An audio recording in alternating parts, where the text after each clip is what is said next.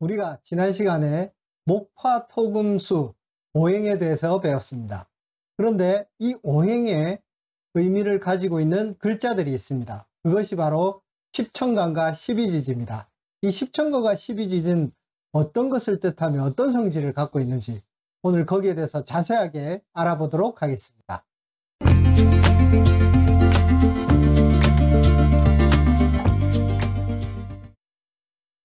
안녕하십니까 여러분들, 사주인TV의 이현준입니다. 명리학 완전정복, 오늘 제3강으로 십천간과 십이지지에 대해서 설명을 드리겠습니다. 오늘 배울 게 조금 내용이 많습니다. 어떻게 보면은 책의 방권 분량이라고 보시면 되죠. 그래서 여러분들이 힘들어 하지 마시고 집중해서 오늘 강의를 좀 들으셔야 될 것 같습니다. 자, 그러면 십천간과 십이지지에 대해서 설명을 드리겠습니다. 자, 그 전에 사주를 하나 보고 가겠습니다. 자, 사주는 이렇게 생겼습니다. 우리가 보통 말하는 이 사주를 배우기 위해서 이렇게 시작을 된 겁니다. 자, 그런데 위에 글자가 있고 밑에 글자가 있습니다. 이 사주에 대해서 배우는 건 아니고 이 위에 글자와 밑에 글자에 대해서 오늘은 배우려고 합니다. 자, 위에 글자는 우리가 천간이라고 읽고 밑에 글자는 지지라고 읽습니다. 이 천간의 글자가 10개가 있어서 천간, 십천간이라고 하고, 그리고 지지의 글자가 12가지가 있어서 십이지지라고 읽습니다. 그래서 우리는 오늘 이 십천간과 십이지지에 대해서 배울 것이고, 이 십천간과 십이지지에 어떤 종류가 있는지에 대해서 여러분들에게 설명을 드리겠습니다. 자, 십천간과 십이지지입니다. 자, 먼저 십천간이죠. 십천간에 오행이 목화토금수가 있는데 여기도 목화토금수 오행으로 구분이 됩니다. 자, 처음에 갑이 있고 을이 있습니다. 그래서 이건 목을 뜻하는 것이고 갑목, 을목이라고 합니다. 다음에 화, 병과 정이 있는데 병화, 정화라고 읽고 무와 기가 있는데 무토, 기토라고 합니다. 다음은 금이고 경금, 신금이고 수는 임수, 개수입니다. 그래서 십천간은 이렇게 10가지가 글자들이 이루어져 있다라고 알고 계시면 되겠습니다. 다음은 십이지지입니다. 십이지지는 목화토금수가 있는데 같이, 자, 임목, 이는 인과 묘는 목입니다. 그래서 임목, 묘목, 그리고 사는 화, 그리고 오도 화, 사화, 오화 이렇게 이야기합니다. 그 토는 진술, 충미 이렇게 토가 있고, 금은 신금과 유금이 있습니다. 수는 해수와 자수가 있죠. 자, 그래서 이렇게 12가지의 글자가 십이지지를 이루고 있습니다. 자, 그러면 이 각자의 의미하는 성질이 있습니다.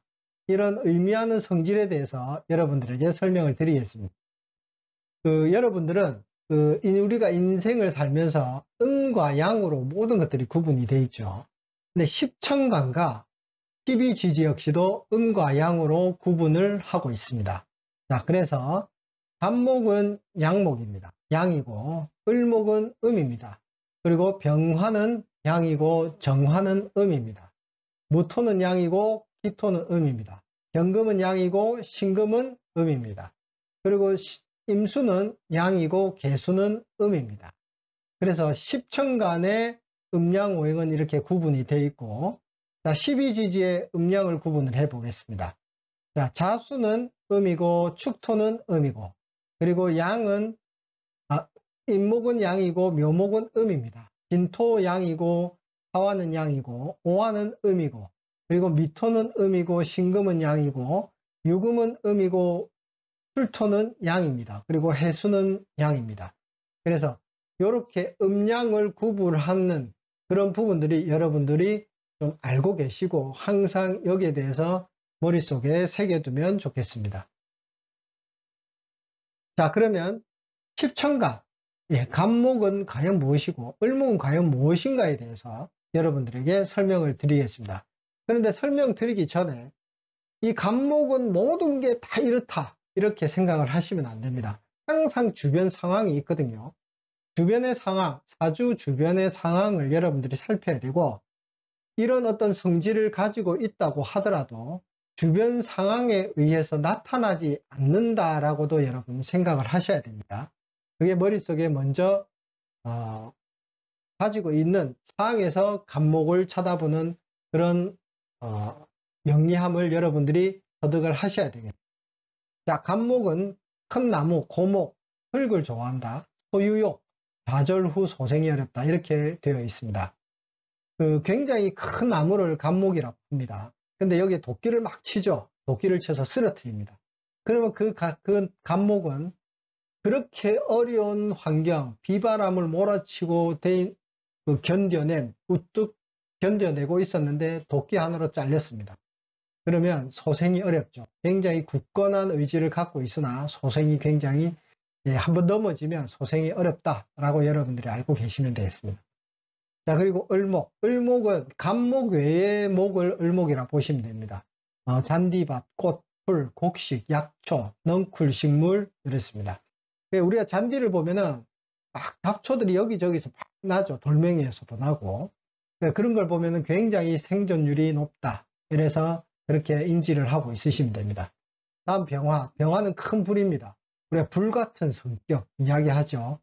불 같은 성격을 이야기할 때 우리가 앞을 나서는 걸 좋아하게 됩니다. 그래서 선봉대, 용기 있는 사람 이렇게 보시면 됩니다. 자, 정화. 정화는 촛불, 모닥불, 밤하늘의 별, 헌신입니다. 초는 자신을 태워서 불을 나게 하죠. 그렇기 때문에 모닥불 역시도 이 나무를 태워서 막 이렇게 불사르게 되는 것이죠. 그래서 헌신을 뜻하는 것이고, 무토, 큰 산, 지구, 고독, 믿음, 신용, 아주 넓은 땅이기 때문에 거기에 그 자리에 무조건 있다라고 해서 신용이 있고 믿음이 있다라고 표현을 합니다. 자, 기토. 기토는 평야, 기름진 땅, 고지식 이렇게 표현을 하고 있습니다. 그래서 이 기토는 굉장히 땅이 이제 기름지기 때문에 이 농부의 어떤 마음이라고 보고, 농부의 마음은 딱 옆을 쳐다보지도 않고 오로지 농사에만 집중을 하기 때문에 고지식하다라고 이야기를 하고 있습니다. 자, 다음 경금. 경금은 큰 바위산, 큰 바위, 가공되지 않은 쇳덩이, 그리고 도끼, 고집불통이죠. 이 경금은 굉장히 강한 바위입니다. 강한 바위이기 때문에 무엇이 와도, 무엇이 옆에서 막 이렇게 두드려도 변하지가 않죠. 잘.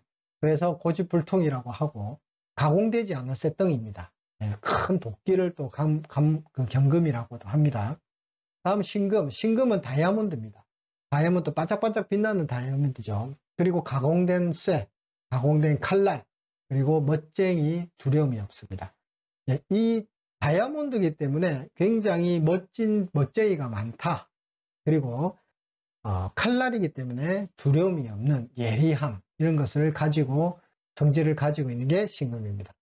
다음은 임수입니다. 임수는 바다, 큰 폭포, 매우 큰 폭포, 그리고 아주 큰 강, 바다, 그리고 이런 부분들이 잔잔하게 물이 흐르는 어떤 물이 있습니다. 잔잔한 큰 강, 그리고 예를 들어 바다, 잔잔하죠. 그래서 매우 침착한 그런 모습을 띄어서 침착하고, 이 침착하다 보니까 학자가 많다는 것이죠. 다음은 개수. 개수는 시냇물입니다. 옹달샘이기도 하고요.